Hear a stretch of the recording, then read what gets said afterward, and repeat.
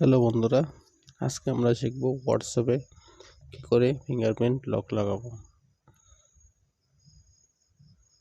তো সর্বপ্রথম আমরা চলে যাব আমাদের হোয়াটসঅ্যাপে যাওয়ার পরে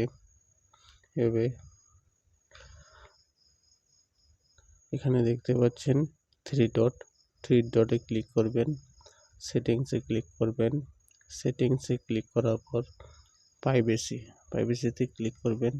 ক্লিক করার পরে একদম নিচে চলে আসবেন। নিচে চলে আসার পরে দেখবেন অ্যাপ লক, এখানে ক্লিক করবেন।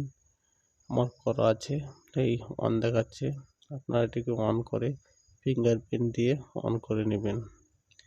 এখানে দেখাচ্ছে 1 মিনিট পর, তো এটাকে দিলেন আপনার হোয়াটসঅ্যাপটি 1 মিনিট পরে লক হবে।